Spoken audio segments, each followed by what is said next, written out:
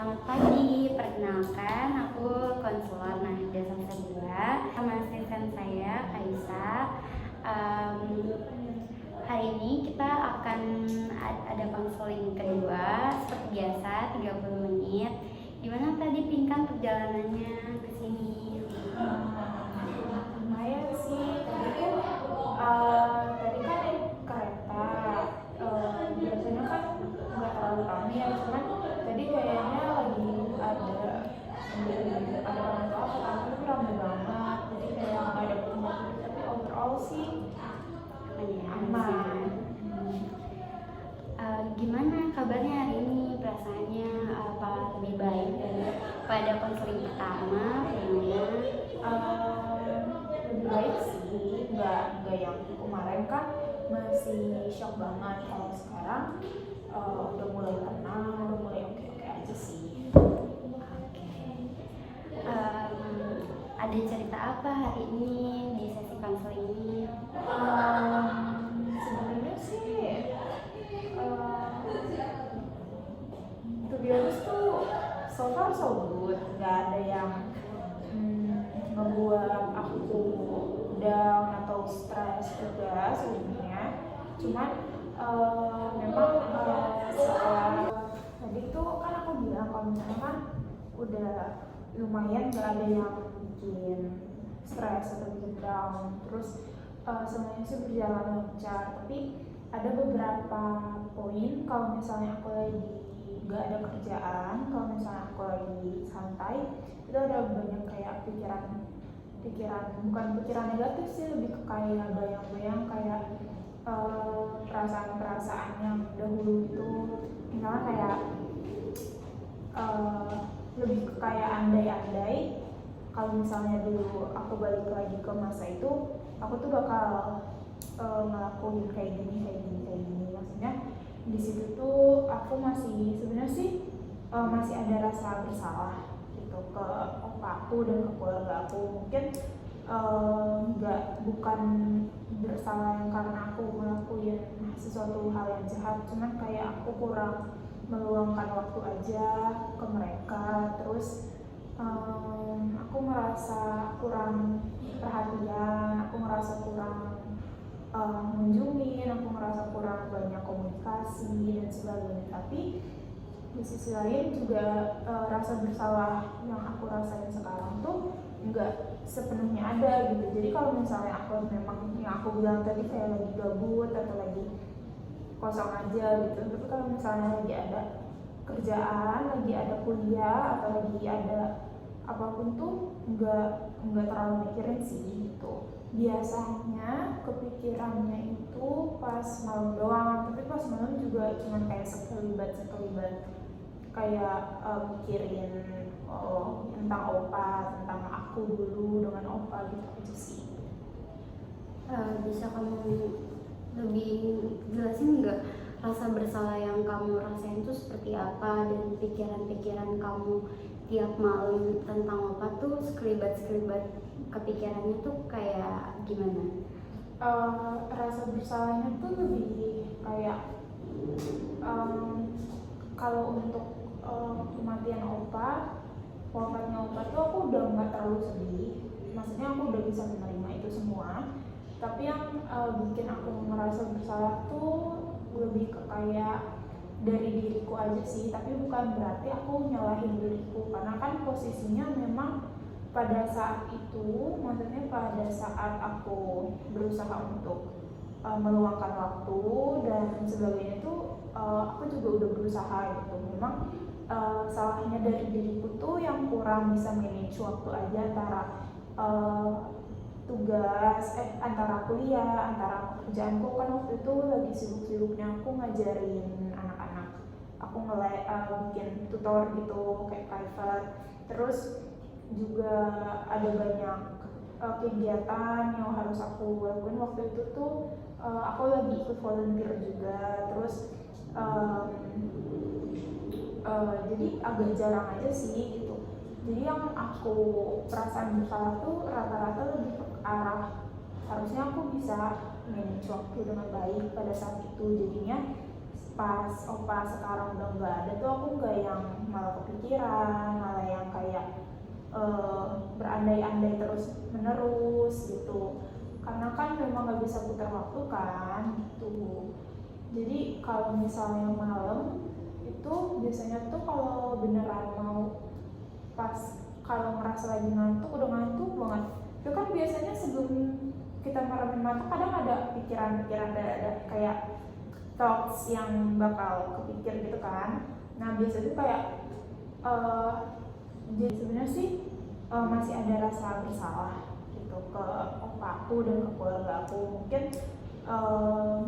bukan bersalah yang karena aku ngelakuin sesuatu hal yang jahat, cuman kayak aku kurang meluangkan waktu aja ke mereka. Terus aku merasa kurang perhatian, aku merasa kurang mengunjungin, aku merasa kurang banyak komunikasi dan sebagainya. Tapi sebelumnya tuh sebelum aku meninggal, aku juga sering kayak gitu, kayak pas mau tidur kayak, ih Oma lagi apa ya gitu, Oma lagi apa ya. Nah kalau misalnya malam ini tuh kayak kalau sekali kayak pasti secara tidak langsung atau secara unconsciously aku nggak sadar aku bilang kalau misalnya aku bilang kayak apa lagi apa ya gitu, gak lama kayak oh iya meninggal gitu. Jadi ya udah gak lama merem, udah gitu aja sih keingetnya.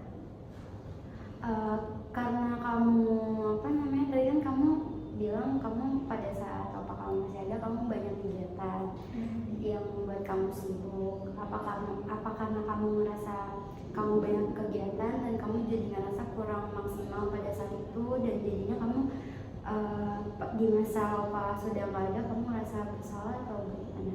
Iya, lebih ke arah seperti itu sih. Aku juga kalau dibilang maksimal juga aku belum bisa menilai ya apakah aku waktu itu maksimal atau enggak. Tapi mungkin kalau misalnya aku dengar dari beberapa orang dari keluargaku tuh bilangnya juga masih kurang maksimal. Cuman selama yang aku rasa kan pada saat itu aku merasa benar-benar udah semaksimal mungkin. Maksudnya aku udah berusaha semaksimal mungkin, karena kan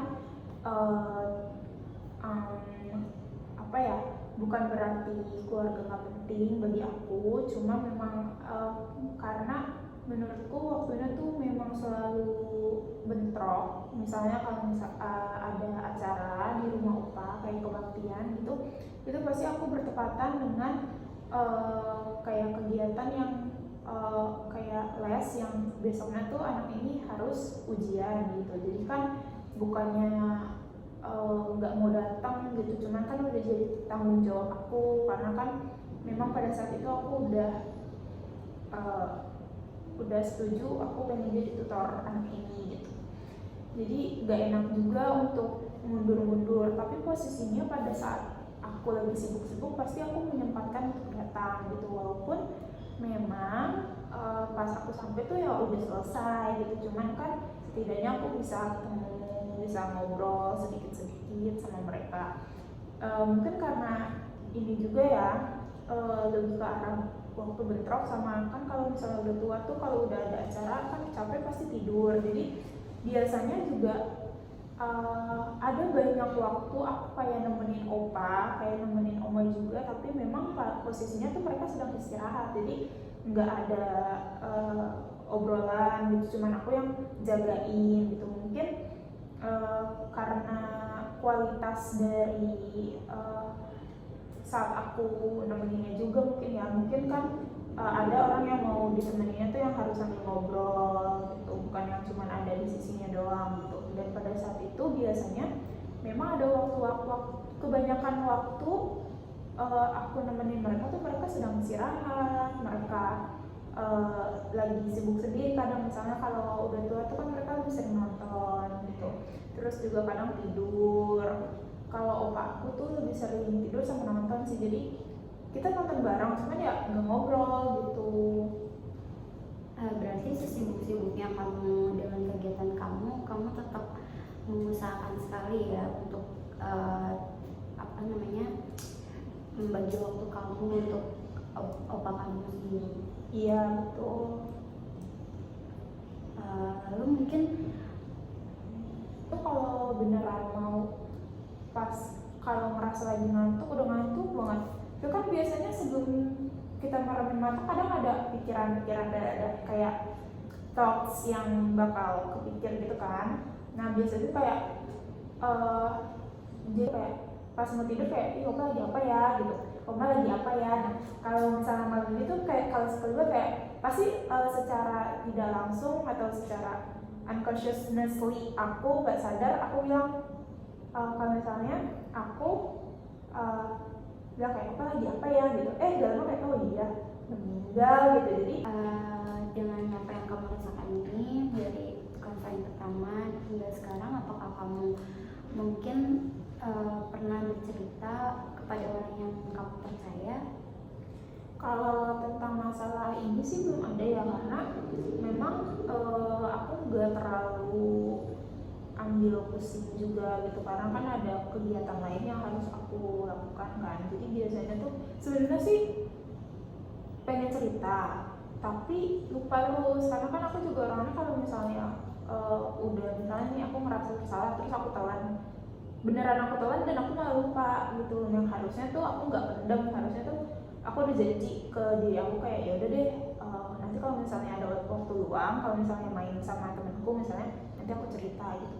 Nah masalahnya pas aku udah main misalnya sama temen aku malah ngobrolin yang lain gitu, karena mungkin udah jauh banget waktunya dari yang aku ngerasa bersalah itu gitu. Berarti kamu belum pernah cerita masalah ini ke siapa-siapa, ke keluarga kamu gimana, atau ke teman-teman kamu? Kan kalau temen aku juga kita kan jarang ketemu kan, yang tadi aku bilang maksudnya sebenarnya bisa aja ketemu, cuman kan waktunya juga waktu luang kita berbeda gitu. Jadinya memang nyari yang benar-benar bisa ketemu dan ketemunya tuh dalam jangka waktu lama gitu, kayak yang datang terus cuma kayak say hi gitu kan, ngobrolnya juga nggak enak kan. Nah kalau sama keluarga aku nggak terlalu ini sih, maksudnya aku nggak terlalu dekat juga sih sama keluarga opa gitu, maksudnya sama keluarga ayah. Tapi ya kalau misalnya kalau aku kan ke ayah tuh ada jadwal tersendiri kan, karena kan misalnya dari satu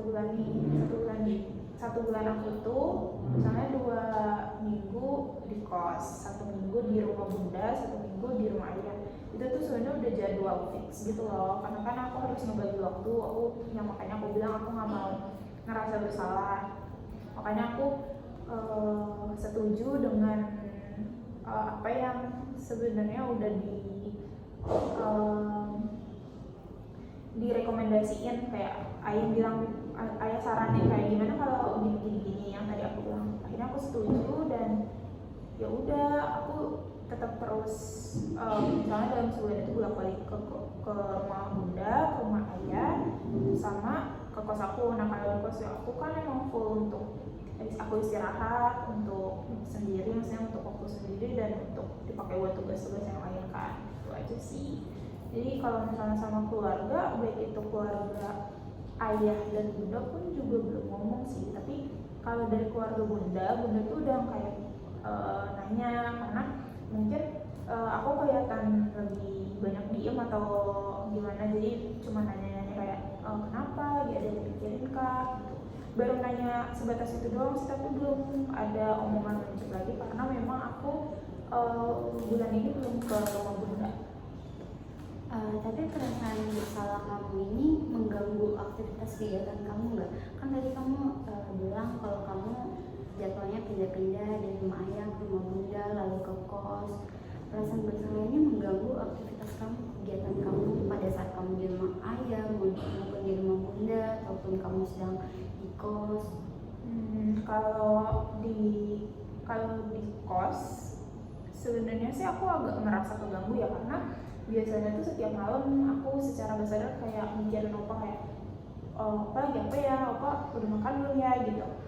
Karena kan biasanya walaupun aku juga jarang, tapi aku sering ngechat, setidaknya ngechat sama oma sih, kayak opa hari ini makan apa gitu, opa hari ini check up gak, ya kayak gitu. Nah sekarang kan gak ada yang bisa ditanya lagi, jadi gak ada topik obrolan juga ya. Jadinya kalau di kos pas sendiri agak terganggu, cuman nggak yang begitu terganggu sih. Aku lebih ke arah kalau di kos tuh kayak mikir keinget opa, tapi di sisi lain tuh kayak ya udah mau gimana lagi gitu. Jadi keinget, ngerasa sedih sedikit, cuman bukan yang aku bawa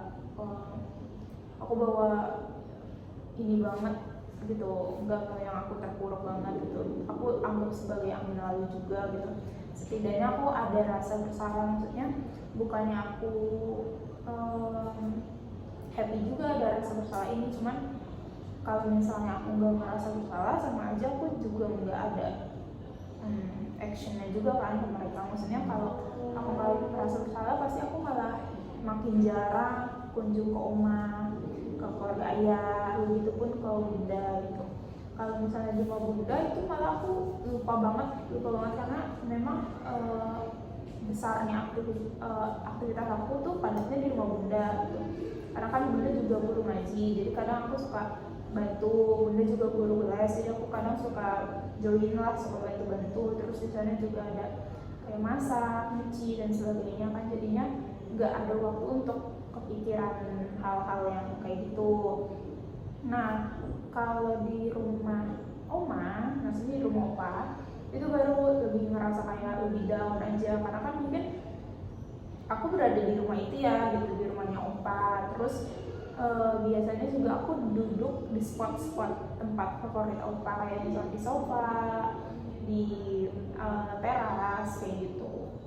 Itu aja sih, tapi nggak yang begitu ngeganggu kalau menurutku. Cuman kalau dibilang sedih, iya sedih banget kalau misalnya dipikirin, apalagi kalau misalnya itu di rumah opa tuh. Mungkin apa ada hal yang pernah kamu coba untuk keluar dari zona ini? Mungkin pada saat kamu sedang berkegiatan di rumah oma, kan pasti keinget sama opa kamu. Ada nggak kamu berusaha atau ngelakuin hal yang mungkin kamu biar nggak di posisi itu? Oh iya, aku kan opa tuh suka banget sama ini ya, apa kayak sayang banget sama motornya.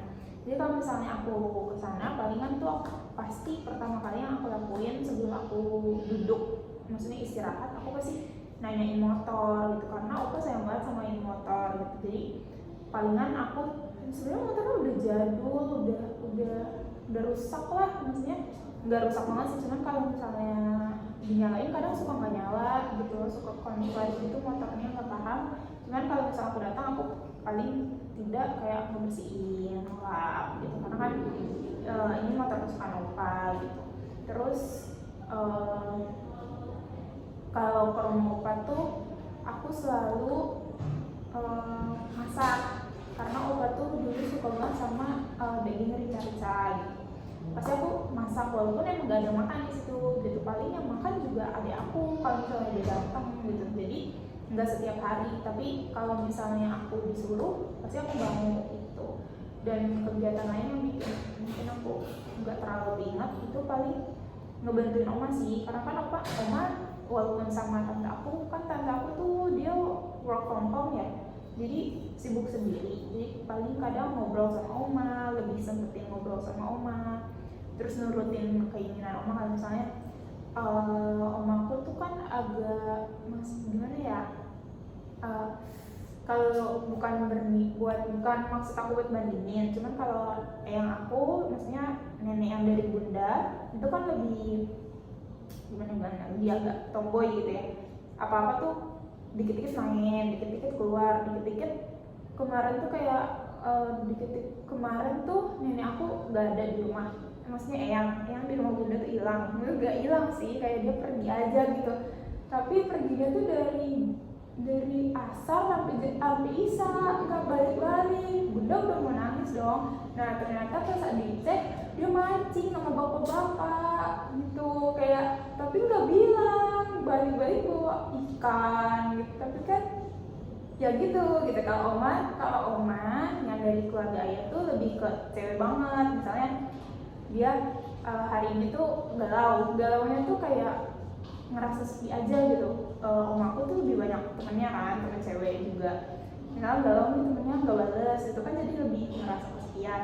Nah dia tuh kalau galaunya dia tuh kayak kak beliin bunga dong yang beneran cewek. Jadi kalau misalnya dia galau pasti aku bawain bunga kan, entah itu bunga mawar yang di pinggir jalan, bunga mawar. Terus sama dia tuh nanti dia taruh di vas, terus di foto-foto, terus kayak selfie sama bunganya gitu. Terus Oma tuh lebih kayak apa ya, Oma tuh lebih kayak kalau kita tuh biasanya kayak meromantisasikan hidup gitu. Kayak misalnya dia suka sama lagu tuh dia sambil dansa gitu.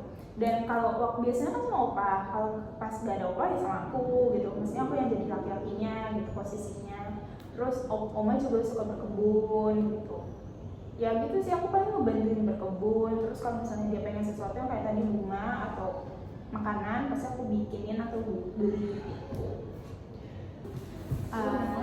Setelah kamu melakukan kegiatan yang menurut kamu bisa keluar dari zona itu, perasaan kamu bagaimana? Ya lebih ngerasa penuh aja sebenarnya, nge-fulfill apa yang harusnya aku lakuin waktu itu kan nggak kesampaian kan jatuhnya. Jadi merasa kayak ya udah, memang harusnya tuh aku lebih kayak gini gitu, harus lebih apa ya biar manut gitu kan. Kalau kemarin tuh sama opa kayak iya aku peduli, cuman ya aku diem, aku peduli aku diem, aku opa bosan, aku ada di sisinya, cuman ya emang aku kadang juga jarang ngobrol gitu. Ngobrol sih, cuman emang gak yang seintens sekarang gitu.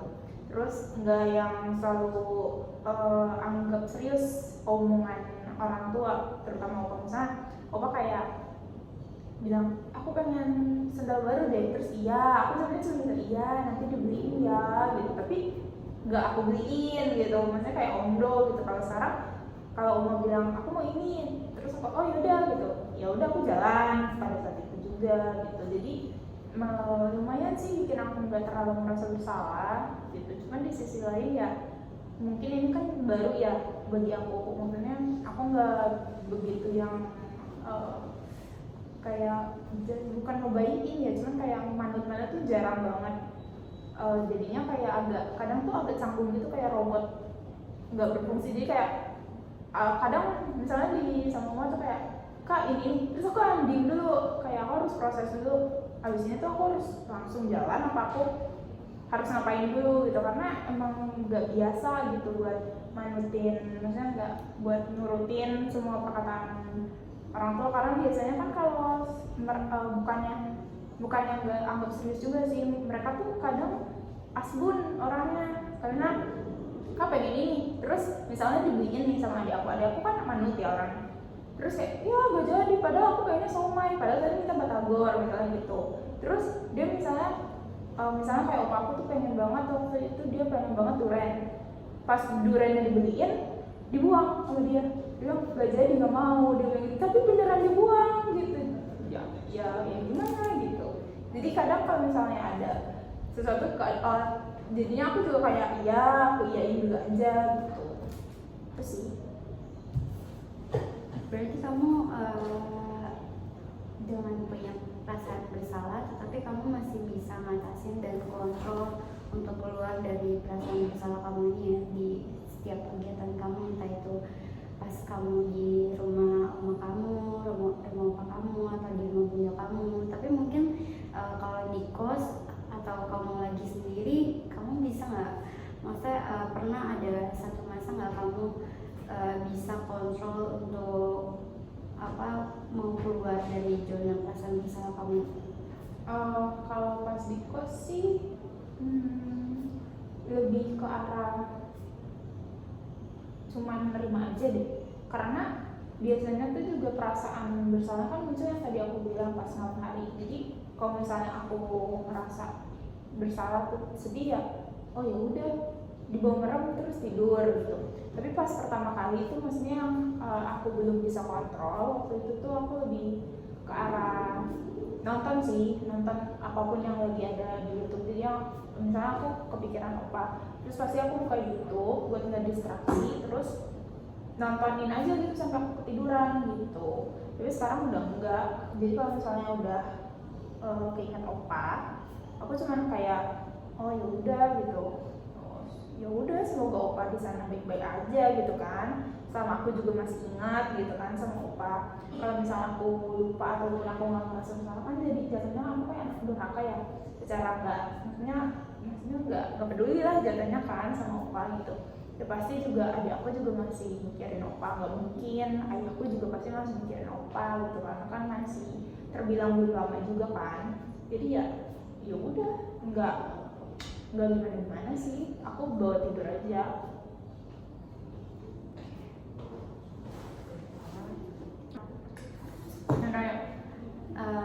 Dari usaha-usaha kamu yang kamu jalanin untuk kamu keluar dari zona gak enak perasaan bersalah kamu ini, menurut kamu semua yang udah kamu lakuin efektif gak di kamu? Jujur kalau aku di rumah oma atau di rumah bunda aku ngerasa efektif, tapi kalau di kos lebih ke arah efektif sih. Iya efektif, maksudnya aku jadi nggak terlalu kepikiran lagi. Cuman kalau misalnya bilang apakah itu baik atau enggak juga kayaknya enggak yang begitu baik sih, karena kan jatuhnya cuma kayak ya udah gitu. Maksudnya harusnya kalau menurut aku ya harusnya aku harus ngelakuin sesuatu hal lagi gitu, karena yang aku pikirin tuh yang aku masih ngerasa aku perlu balas budi gitu. Maksudnya kan tadi aku bilang makanya kurang banyak, maksudnya aku merasa kurang maksimal kan, makanya kalau misalnya di kos tuh kadang cuma kayak aku ngerasa kayak ya sih efektif gitu, akunya jadi nggak terlalu ngerasa sedih, nggak terlalu merasa bersalah, dan toh juga nggak ada di sisanya kayak toh aku nggak bisa ngelakuin apapun karena kan posisinya Opa juga udah meninggal gitu, udah nggak ada gitu. Cuman di sisi lain aku juga kayak aku sebenarnya harus ngelakuin sesuatu loh gitu buat balas budi gitu. Tapi kalau dipikir-pikir lagi juga balas budinya apa gitu, karena yang aku punya sekarang udah aku berikan gitu kan, maksudnya yang aku bisa udah aku lakuin, dan hal itu doang yang baru di pikiran aku tuh yang aku bisa gitu. Maksudnya kalau aku kasih nafkah, maksudnya kan kalau ke oma kadang juga suka kasih duit juga kalau misalnya ada kan, kalau nggak ada ya gimana gitu kan, aku juga nggak bisa maksain kayak gitu. Kalau misalnya aku lagi sakit ke rumah oma juga gimana, kan aku juga nggak bisa maksain karena kan lumayan ya, maksudnya aku dari kos misalnya dari Depok terus ke Cilebut, terus dari Cilebut nanti aku ke Parung, dari Parung ke kos lagi kan agak lumayan kayak muterin gitu kan, jadi agak itu sih agak lumayan capek. Cuman menurut aku it's worth it lah, dan aku ngerasa itu efektif walaupun emang ada perasaan-perasaan yang kayak harusnya aku lakukan lebih, kayak harusnya tuh kayak masih aus gitu tentang apa yang harus aku lakuin. Cuman aku juga tahu worthnya aku baru segini, aku belum bisa ngelakuin banyak dan aku terima itu, jadi ya aku masih bisa berandai-andai aja gitu, tapi dalam hal positif kalau misalnya tentang apa yang harus aku lakuin ke depannya.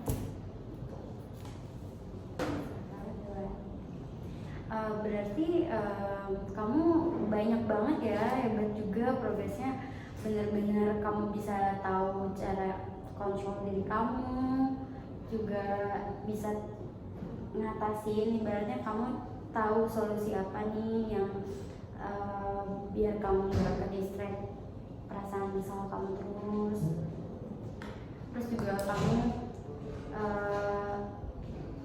tapi dari selama sesi konseling kita hari ini sih saya rasa sih kamu udah banyak banget perubahannya, udah bagus juga, udah hebat juga, bisa cerita, udah mau cerita dan datang hari ini. Jadi karena sesi kita udah 30 menit, mohon maaf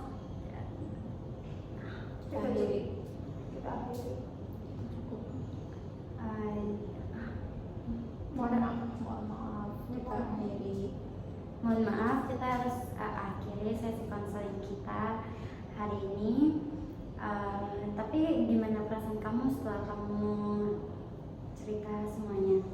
Lega sih, lebih lega dari yang awal, lebih better ya. Jadi jika kamu nanti masih perlu untuk sesi konseling lagi. Nanti kita akan bisa jadwalkan lagi sesi konseling selanjutnya. Kita akhiri sesi konseling pada hari ini. Terima kasih Pinkan. Terima kasih.